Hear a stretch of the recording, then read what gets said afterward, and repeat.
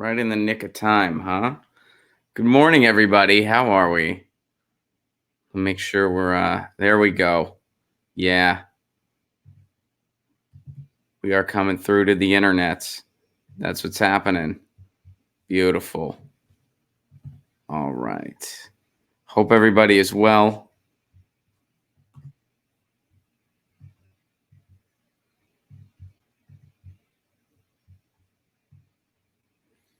Good morning, Karen. How are you? And welcome everybody to Get Your News On with Ron, the world's first viewer curated streaming news show. It's Music Monday. I got a cat in my lap. What more can you ask for? Really? How's it going, Luce?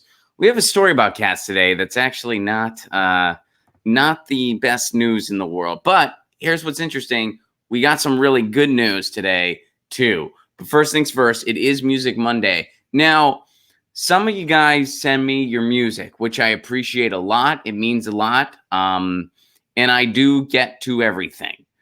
Am I going to get to it the immediate following Monday that you send it in? Maybe not. Am I going to get to it the next day? I can pretty much guarantee I'm not going to do that. But I will get to it. I will listen to it. I will check it out. I will talk about it on the show. So I want to give a shout out to Terrence Kumpf. I hope I'm pronouncing that right, but it's Terrence with one R, T-E-R-E-N-C-E, Kumpf, K-U-M-P-F, who is out of Buffalo, New York. Terrence submitted some music and submitted an article. So first of all, Terrence's music, which you can check out at his Bandcamp, which is just terrencekumpf.bandcamp.com. And again, that's TERENCEKUMPF.bandcamp.com. Sent me the track None for All.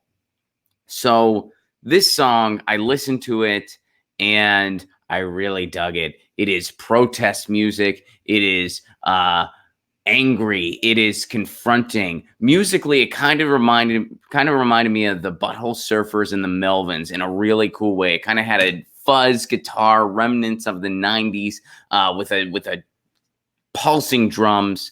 And it's the type of song where when you're blasting it, which I did, I blasted the tune None for All, you kind of feel like the FBI is going to knock on your door.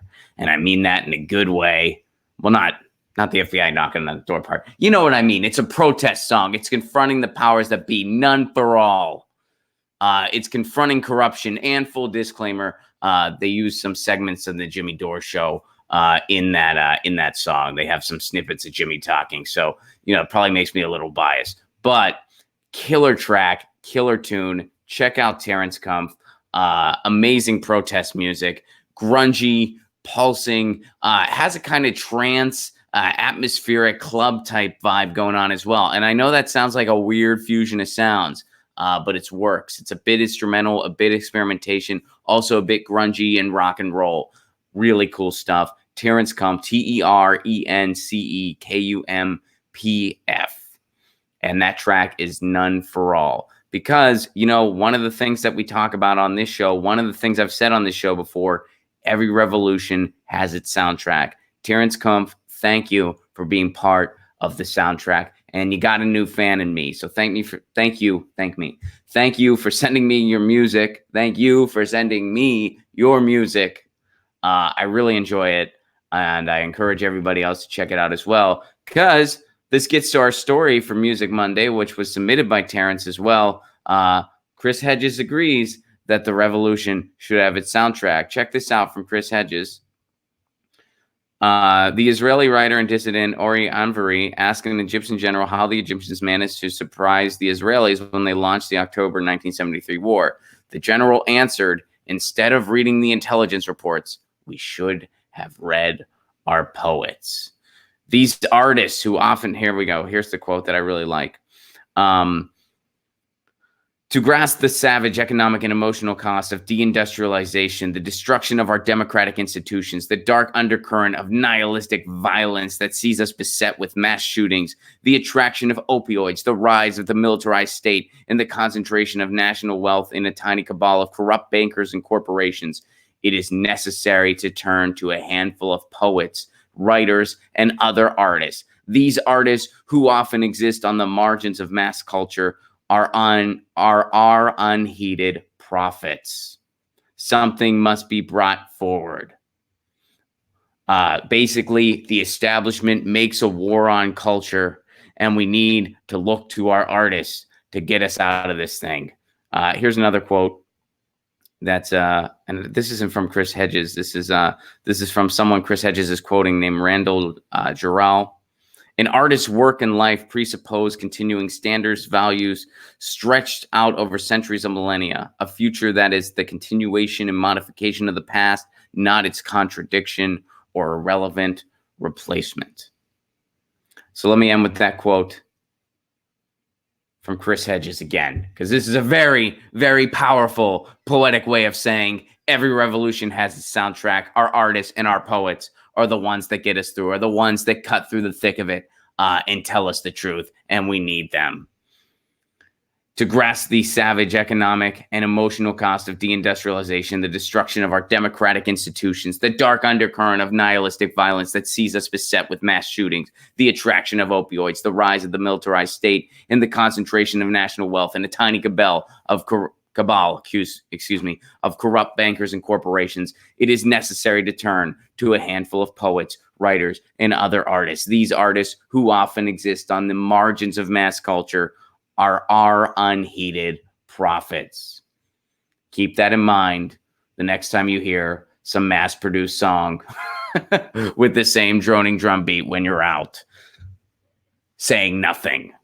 But keep in mind that the work is out there. And again, shout out to Terrence for sharing this article, and shout out to Terrence for his music. Check it out, terrencecrump.bandcamp.com. Let me spell that out for you again. TERENCECUMPF.bandcamp.com. And the track I recommend starting with, None for All. And Chris Hedges agrees.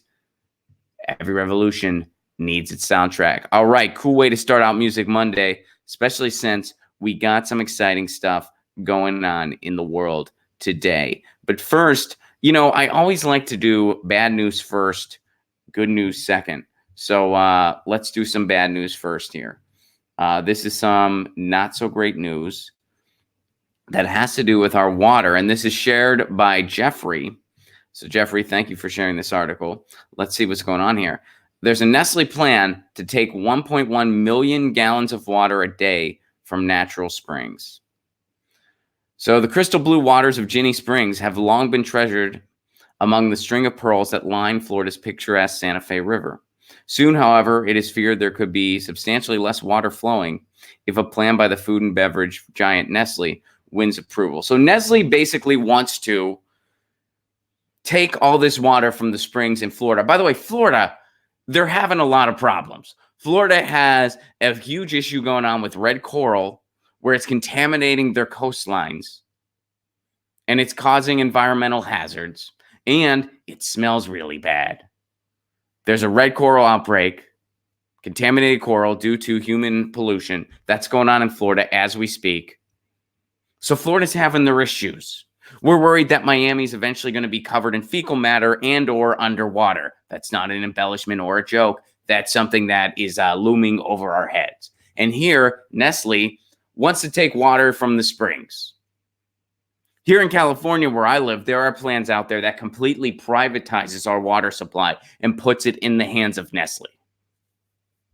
That would be a disaster. So they're trying to do it in California. They're trying to do it in Florida. Let's see what else this article has to say.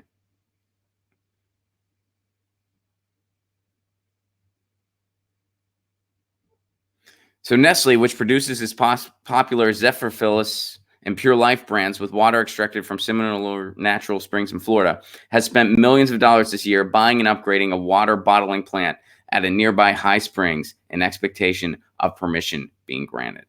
The company needs the Suwannee River Water Management District to renew an expired water use permit held by the local company Seven Springs, from which it plans to buy the water at an undisclosed cost. Nestle insists spring water is a rapidly renewable resource and promises a robust management plan in partnership with its local agents for long-term sustainability of its water resources.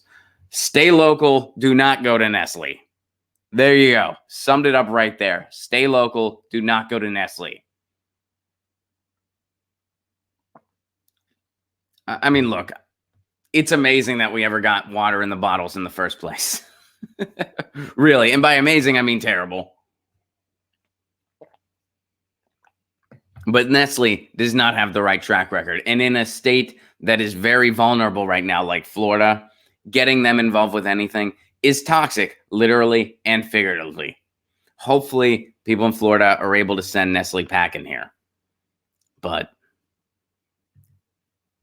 usually Nestle finds a way to get their way. So we'll keep an eye on this as it continues to unfold. So we're going to go over to, looks like we're going to Japan now. This is shared by David. And look, full disclaimer here. Apparently over on Twitter, today is International Dog Day, which shout out to all my canine friends. You guys know I love dogs. I don't have one, but I love dogs a lot. Dogs are awesome. I love cats too. Now, this particular story pertains to cats. So I apologize that we're doing a cat story on International Dog Day, but something's going on that's really messed up. And it's going on in the news. David shared it. And I think it's important that we figure out what's going on here. So here's what's happening. Mass die-off on Japanese cat island tied to a tainted fish mystery. All right, so what's going on here? It's always International Cat Day on the tiny Japanese island of Yumashima, where felines have historically outnumbered people. Nice.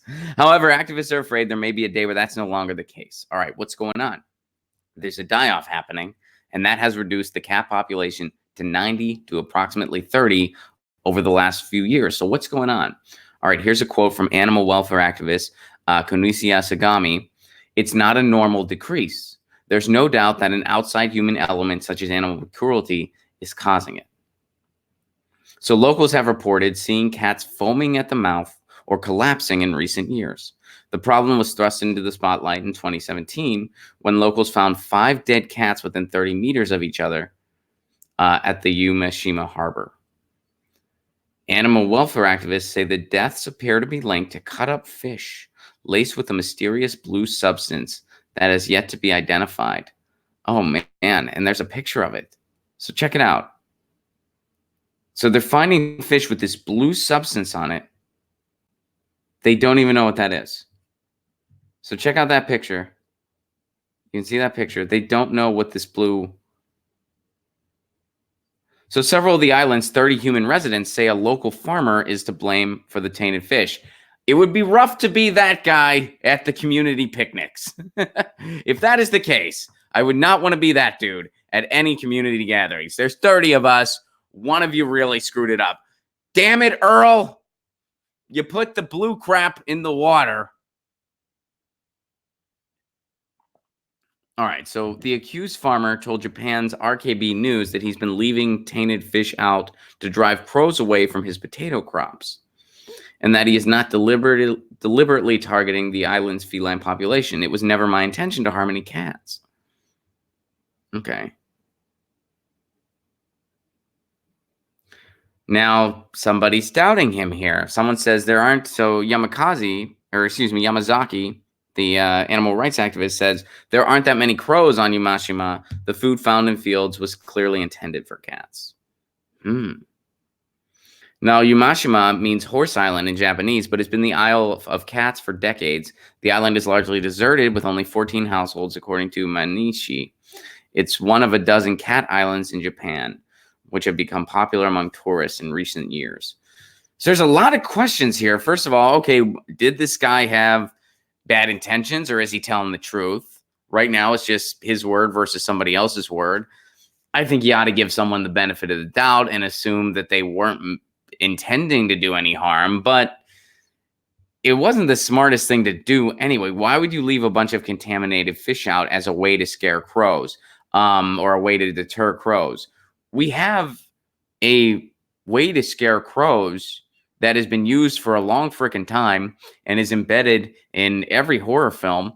It's called a scarecrow. There's a lot of clues right in the name. Why didn't this guy put up a scarecrow to scare the crows? So this guy may not have had ill intentions. I hope he didn't, but not the smartest move. First of all, why would you want tainted fish near your crops? A, why would you want that? B, why would that be the route you would take to scare off crows?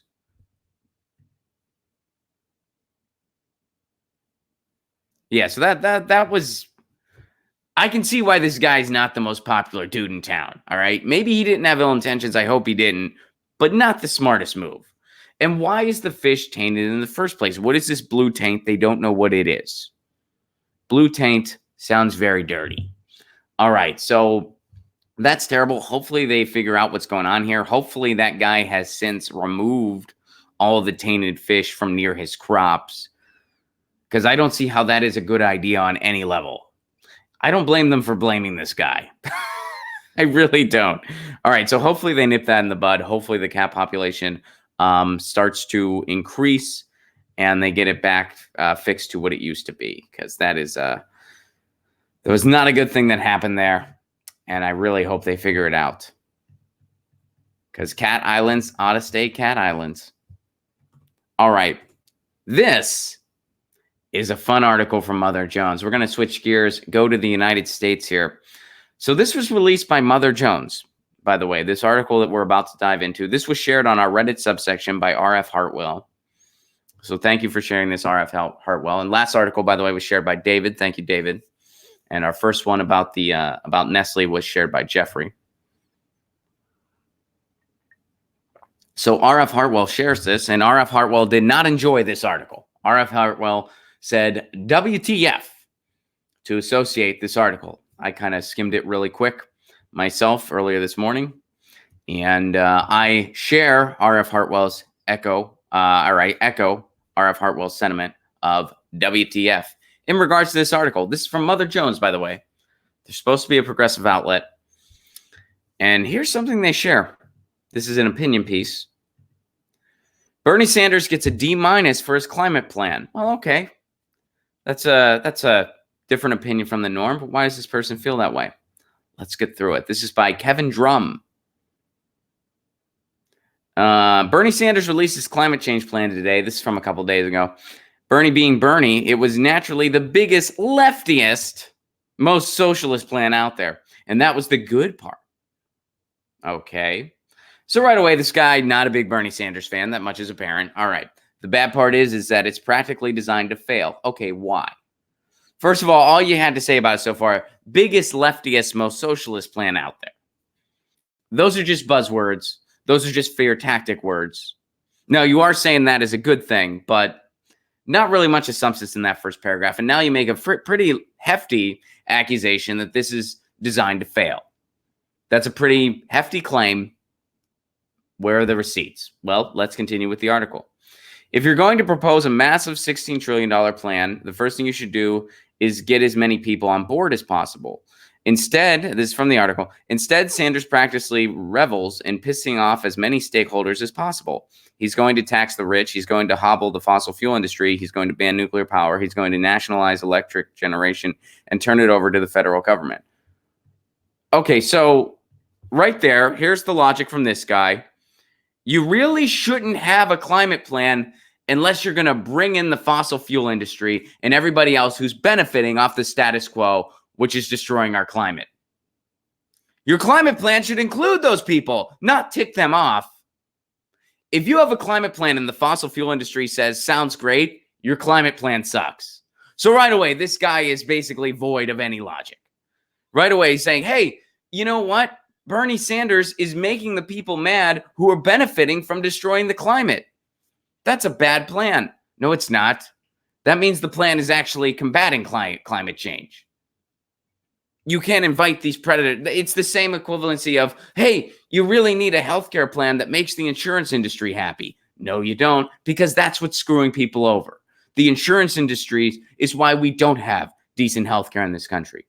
Just like the reason why we are so horrible when it comes to climate change is because of the fossil fuel industry and because of everybody who's profiting off the status quo when it comes to our climate. And this guy says, well, you don't want to tick them off. Why do you want to tick them off? And it's not like Bernie wrote the climate plan going, I'm going to make the fossil fuel industry angry. He wrote the climate plan with the intention to save the climate. And in the process of doing that, the people who are trying to destroy the climate are not going to be happy. All right, so that's the first gem of knowledge from this guy. Hey, you shouldn't have a climate plan unless it makes the people destroying the climate happy. All right, so I'm going to go with 0 for 1 right here. Oh, wait, no, 0 for 2. All right, so next paragraph. And then there are the absurd promises. He's going to create 20 million new union jobs. By the way, Bernie Sanders lays out how he's going to pay for everything in all of his plans. Just for the record, Bernie Sanders lays out how he's going to pay for everything in all of his plans. No, he's not. This is according to the article. No, he's not, unless he also creates 20 million new human beings. Let's go through this sentence one more time. He's going to create 20 million new union jobs. Now, the author of this piece says he's not going to do that. Why isn't he? No, he's not, unless he also creates 20 million new human beings.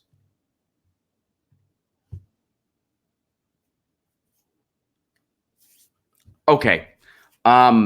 So we can't have 20 million new union jobs because we would need 20 million new human beings. Did you guys know we have no issues with employment in this country? Did you guys know that? I guess that's why you're all watching this, because you are so freaking employed and have so much money that you're just like, hey, my boss called me and he said, Ron, we have so many employees here, but everyone has a job and everyone's happy. You can just take the day off and you're getting paid. That's why I'm here. There's no problem with jobs in this country. We have 0% unemployment, according to this dude in this article. We can't have 20 million new jobs because we need 20 million new people for that. Because everybody has a job and everybody's satisfied and there's no issues. There's no bankruptcies because of medical bills. That doesn't happen in this country. We're fine. We're fine. That guy wrote that. By the way, a grown adult who was published by an outlet, a well-funded outlet, decided to write that. That's his rationale there. We're not going to have these jobs. Why not? Because we would need people to fill them. We need 20 million new people for 20 million new jobs. Because there's nobody without a job in the United States, apparently, according to this guy. Wow. I don't know what bubble he's living in, but I guarantee you it's really freaking small. Okay, so there's that logic. And then there's the spending. $2 trillion to weatherize homes. This is back to the article. Oh, wait, here, let me put it. Sorry about that.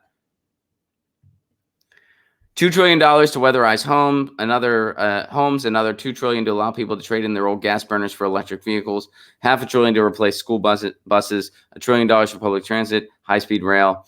I'm open to expert opinion on this, but everything I know about climate change tells me that this is an enormous amount to spend on things that will have modest impacts. So having solar panels on every home is a modest impact. Replacing school buses. Eliminating fossil fuels by 2030. That's a modest impact. Now, I agree. There's more to be done, by the way. We need to completely redo the way we go about food in this country. We need to start eating local. We need to invest in more farming and have that feed people locally to cut back on greenhouse emissions. We need to end factory farming, pretty much. We need to end it. Not pretty much. We need to end it. It's not only morally repulsive, but it's a huge driving force, pun intended, in climate catastrophe. But all these things that you named, these aren't minimal things. These are big things. These are very big things. Having all homes being energy sufficient, nationalizing electricity, getting rid of school buses, having more sustainable transportation solutions that are more environmentally sound. And Bernie lays out how he's going to pay for everything. So, okay, so let's review the logic of this guy. Well, let's see, first of all, are there any other paragraphs here? But at least Sanders, all right, so here we go. But at least Sanders will also dedicate huge amounts to R&D, right? This is according to the article. He says right at the top that he'll make massive investments in new research, but down in the details, R&D appears to get $800 billion, only a little more than he'd spend on school buses. This is a wild mismatch. Sanders appears to be more interested in creating a huge federal jobs program than he is in seriously taking on climate change. Maybe that's because we first need to act on the research we already have. Maybe his plan invests a lot in action because we desperately need action. And maybe over time, there does need to be more funds given to R&D. I'll give you that. Sure. There should be a lot of funding for research and development. I think $800 billion is a pretty fair amount of money. But maybe this invests so heavily in action because we need to act now. So maybe the heavy emphasis on action isn't because Bernie Sanders doesn't want to invest in R&D, and it isn't because Bernie Sanders just wants to look good with the jobs program. Maybe it's because we needed to act yesterday, so we're trying to play catch up now because action is desperately needed. Maybe that's why. All right, now here's the postscript. Oh, wait, no, here's the end. The Sanders plan to me looks like the worst kind of kitchen sink proposal. Well, and your reasons for that are really sound. You have great reasons for it. A plan that avoids and he put plans in quotes, so you know that's very clever.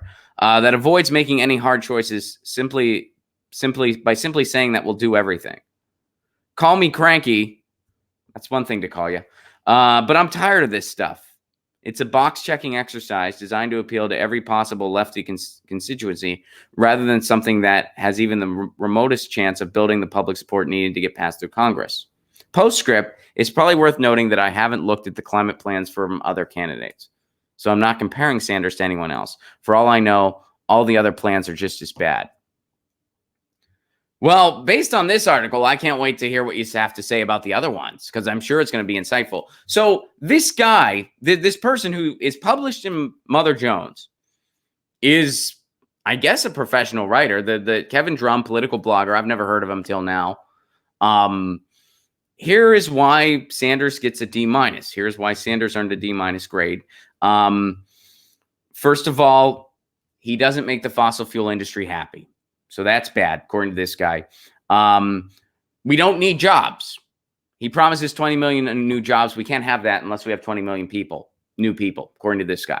So that's why so again, let's review the reasons. Doesn't make the fossil fuel industry happy, promises jobs, and apparently we don't need any jobs in this country. We're doing fine. But then at the end, they say that the only reason Sanders is doing this is to look good with a jobs plan. The article also says that. So why is Sanders trying to score political points with a jobs plan when apparently we don't need any jobs? Seems a bit contradictory right there in this several paragraph article. Sanders is just trying to look good with the jobs plan, but we don't need any jobs. Makes sense. Makes a lot of sense. All right. So, and he doesn't invest enough in R&D. He focuses too much on action for a catastrophic issue we needed to act on yesterday. Okay, what else were some of the... and apparently getting rid of fossil fuels and adapting all of our homes for climate change, those are just modest impacts. Those are just modest things. They're barely going to make a difference. They're barely going to make a difference. So let's go through this guy. Sanders gets a D- for his climate plan because it doesn't make the fossil fuel industry happy. It promises us jobs, but we don't need jobs. It doesn't invest enough in R&D because it focuses too much on action, and I guess action is not that big of a deal. Making all of our homes prep for solar isn't going to have any impact whatsoever, or minimal impact, according to this article. And that is why this guy gave Bernie Sanders' climate plan a D-. This guy, Kevin Drum, and this was published in Mother Jones. Mother Jones published this. They're supposed to be a lefty outlet. They're supposed to be environmentally sound. By the way, this person doesn't give any concrete data for any of their claims. In fact, even in a paragraph close to the end, pretty much just says, I'm tired of this stuff. Bernie Sanders is trying to score political points by having a jobs bill, although apparently we don't need jobs. He should instead write a climate plan. And it focuses on too much action. They're doing too many things. They should just focus on one thing. Just have a bill that makes the fossil fuel industry happy, that says, hey, we're only going to have half the people on gasoline-powered cars by 2075. Do that instead. Kevin Drum, Bernie Sanders' bad climate plan doesn't make the fossil fuel industry happy, promises jobs. We don't need jobs, apparently.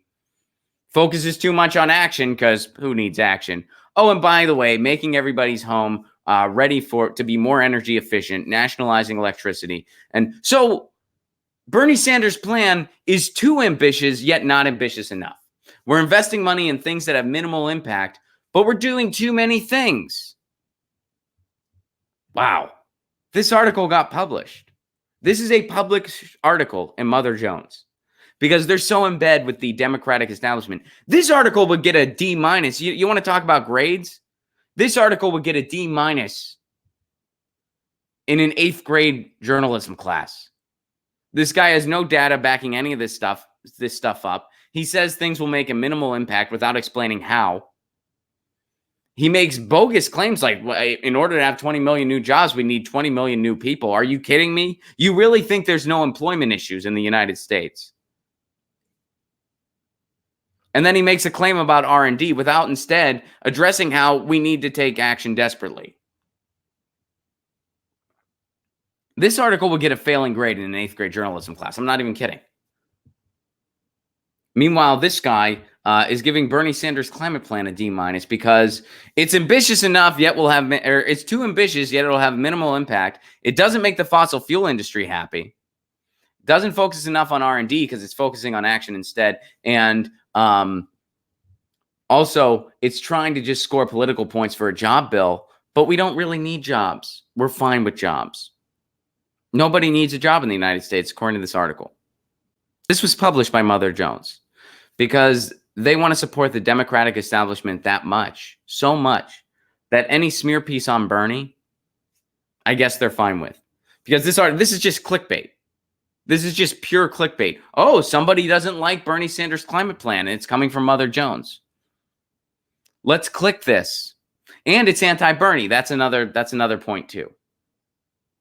Do you see how terrible this article is? Like, there are no claims worth anything in this article, and Mother Jones published it. Unbelievable. Lucy's concerned. She's like, climate change is serious. What are they doing? Well, there are some cool things going on. We're going to focus on some good news now. We got some strike news. There is some strike news, everybody. Strike news, strike news. Strikes, they're happening. Who's striking? AT&T. 20,000 AT&T employees are striking. That is from earlier this morning. This is happening now. This is happening today. More than 20,000 AT&T employees are striking. The Communication Workers of America Union announced over the weekend the strike stretches across 9 states in the Southeast. So the union is saying that AT&T is bargaining in bad faith and that it has unfair labor practices. AT&T sent to the bargaining table people who do not have the real authority to make proposals or to reach an agreement. So what are they fighting for? They've been fighting for the past few months to renegotiate the AT&T employee contract to share the company's record-breaking profits. In 2018, AT&T promised to use the windfall from the Republicans' corporate tax cut to invest $1 billion to create 7,000 good-paying jobs for American workers. The December tax cuts helped AT&T achieve a $19 billion profit in the fourth quarter and $3 billion in annual tax savings, but AT&T had layoffs cutting 23,000 jobs. So we covered that on this show. AT&T, when they were given a tax cut, they were supposed to invest that in jobs. They promised that they would. They didn't. Instead, they padded their own pockets and they cut jobs instead. So now the employees are going on strike, as they should. AT&T got a tax cut they didn't deserve. They didn't invest it back in jobs like they promised they would. They lied to the American people, but they're the donors anyway, so it doesn't matter. So the government, who is bought by them, is going to give them what they want anyway. They just lied to appease the American people, and now their employees are calling them for it, and they're going on strike. Look how stoked Lucy is. Look how stoked. We're talking about strikes. Who jumps up on the desk? She's saying, you go strike.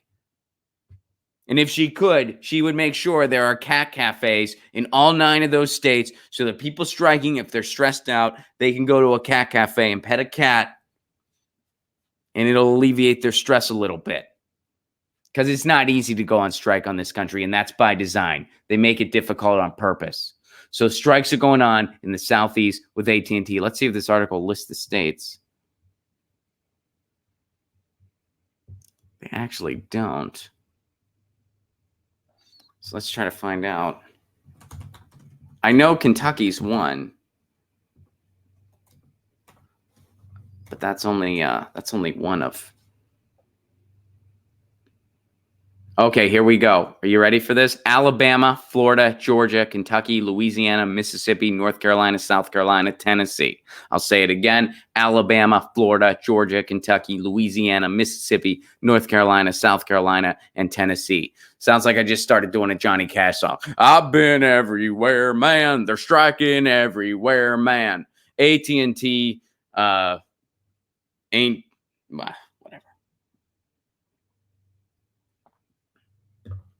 The workers got a plan, man. They're striking everywhere, man. AT&T's been criminal their share, man. So they're striking everywhere, man.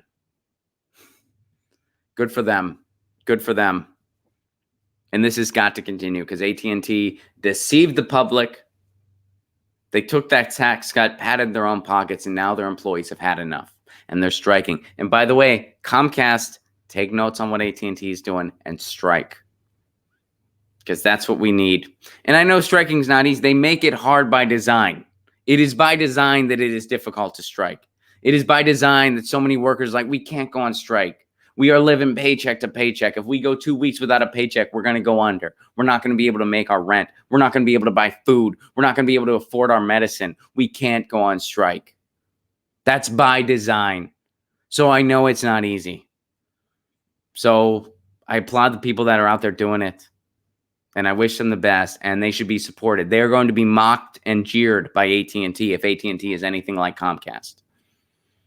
But it's across 9 states, and hopefully it spreads to 50. And hopefully other cable companies follow suit. So shout out to the AT&T strikers. All right. And again, Alabama, Florida, Georgia, Kentucky, Louisiana, Mississippi, North Carolina, South Carolina, Tennessee. They're standing up for workers' rights. Oh, and you know who's been standing with them? Bernie Sanders has. You know.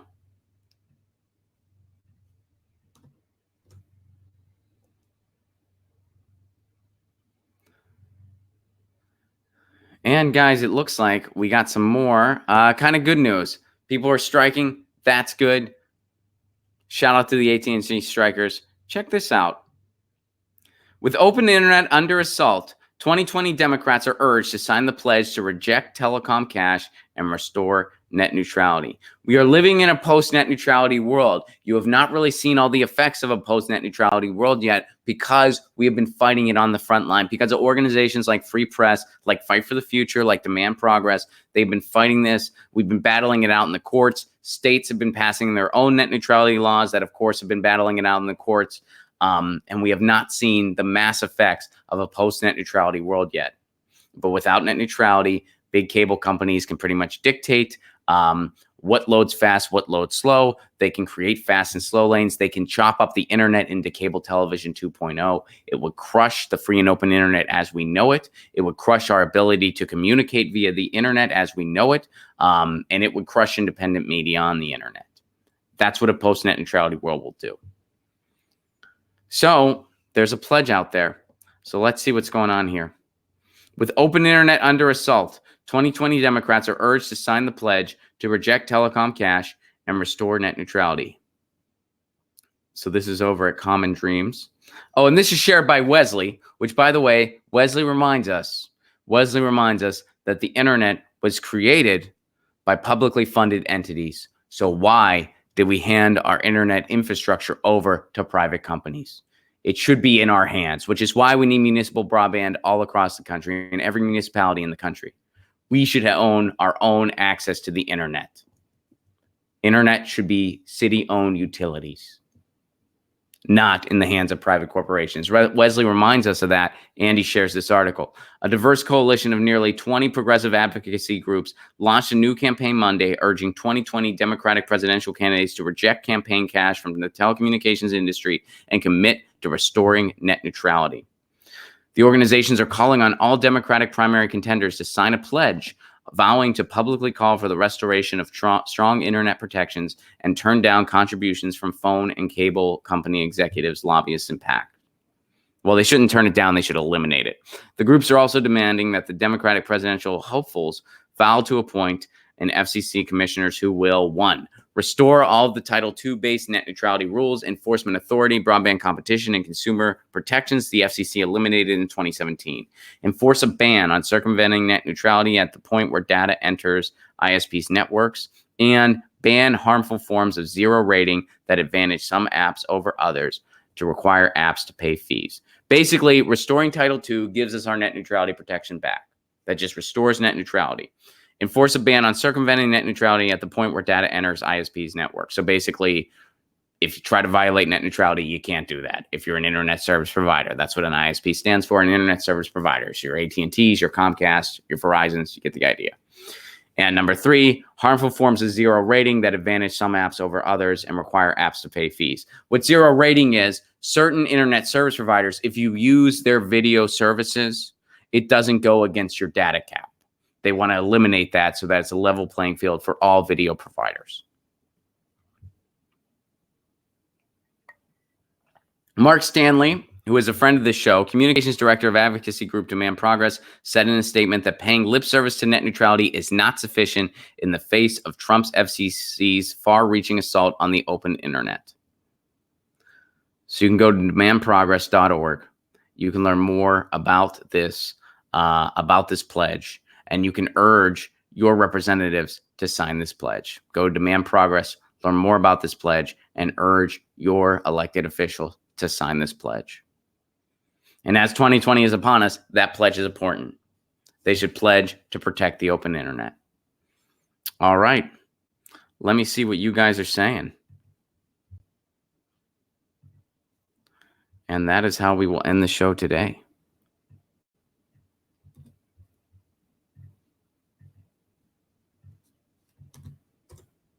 By the way, shout out to our sponsors, ET.com, ZHITEA.com. Their tea kind of rules.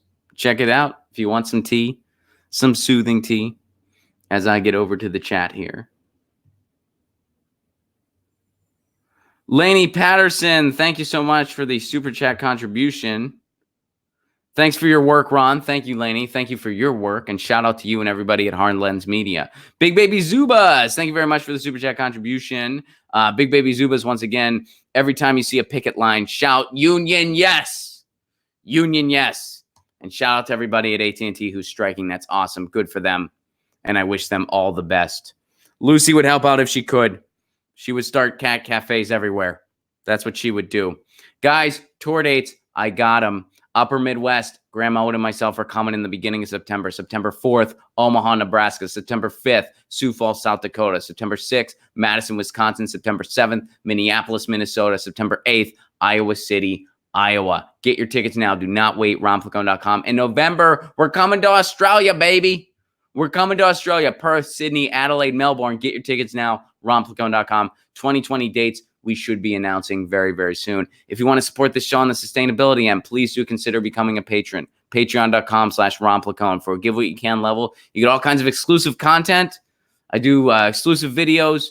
I do hangouts. We have post-show hangs where you can come on a stream, give me suggestions, try to turn me on to some guests, try to turn me on to some music, or just talk shop, whatever you want to do. We do those hangs after the streams. That's available for patrons. You get stand-up clips not available anywhere else. You get dialogues between myself and Lucy. You get all that for a give what you can level, and you help me expand this show. I want to do more interviews. I want to do more on-the-ground coverage. I want to do my cooking segment. Patreon.com/RonPlacone. Please like these videos, share, subscribe. Play out in a separate window where you play the ads all the way through. And don't just do that for me. Do that for all the content creators you know and love, because it helps sustain our channels and it makes what we do possible. Thank you guys so much for everything you sent in today. Thank you, Terrence, for the music and the Chris Hedges article. Thank you, Jeffrey, for the Nestle article. Thank you, David, for the news on cats. Bad news, nonetheless, but thank you for sharing it. RT Hartwell, thank you for sharing that disastrous opinion piece. Wesley, thank you for reminding us that the internet is a public good and that there's a pledge out there that needs to be signed immediately by all elected officials to reinstate net neutrality. Thank you guys very much. And thank you, Lainey, for the super chat contribution. Thank you, Big Baby Zubas, for the super chat contribution. You guys are the greatest. I will see you tomorrow, same time, same channel, 10 a.m. Pacific time, 1 p.m. Eastern time, right here on YouTube. Until then, you know the drill. Lucy says meow. I say peace. Peace.